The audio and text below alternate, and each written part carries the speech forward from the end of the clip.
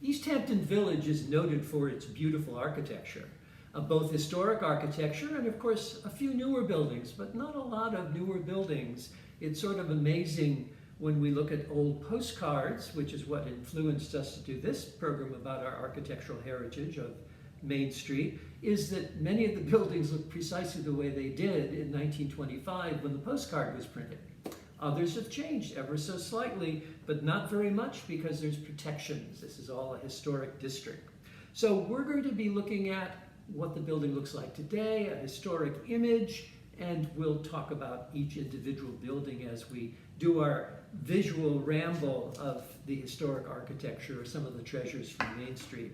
So one of the first buildings, and I guess you have to get this over with quickly to realize that in the 17th century and in the 18th century, Main Street was called Town Street.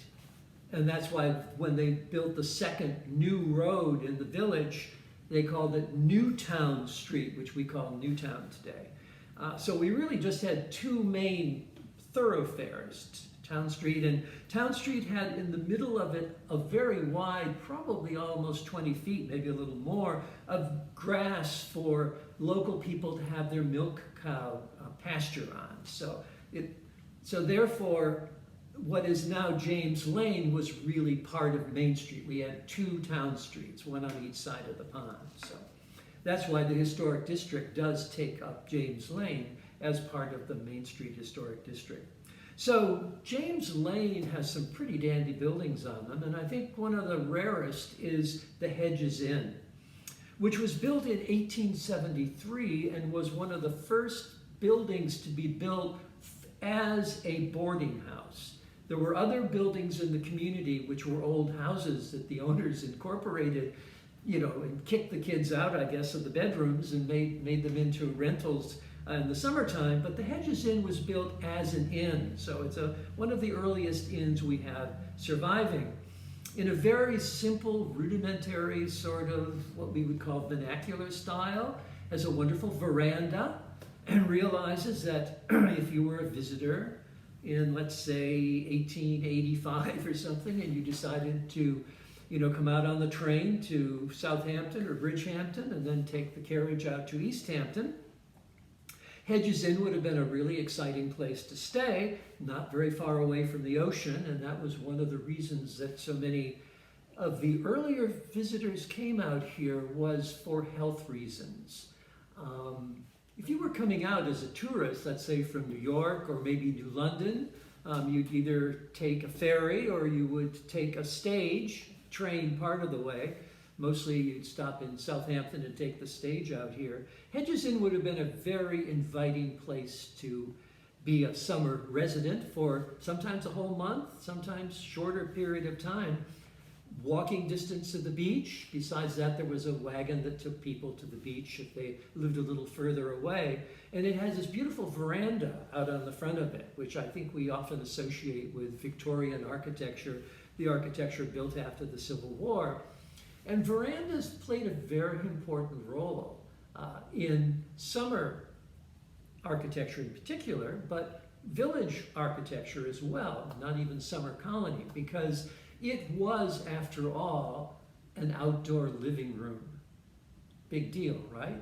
No, huge deal. What don't we have in the 1880s? We have no air conditioning.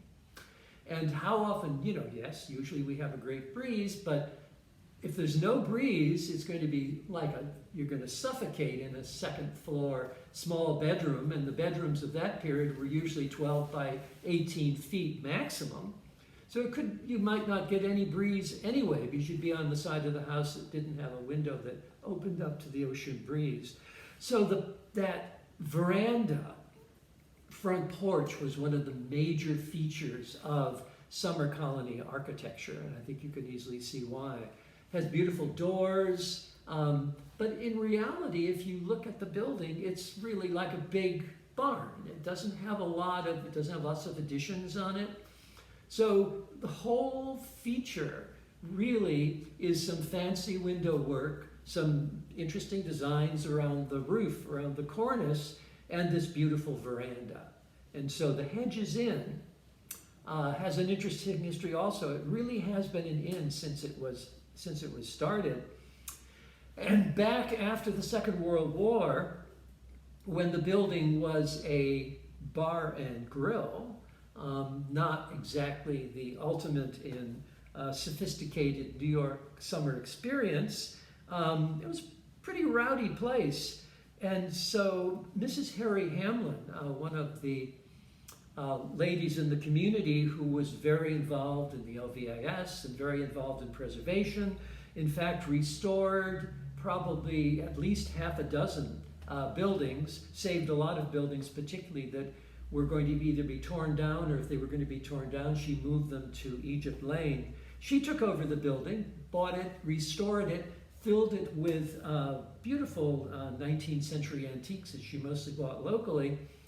And to make it even more special, she hired Soleil from Le Pavillon in New York, and for 2 seasons it was an extremely exciting and really expensive, but maybe the best food ever served out here, the best French bistro you could imagine. Today it still acts as an inn and still welcomes people, and still you can walk by or drive by and see people sitting in rocking chairs, enjoying the evening breezes on a otherwise suffocating August in East Hampton Village. So stay tuned. We're going to look at a number of exciting buildings.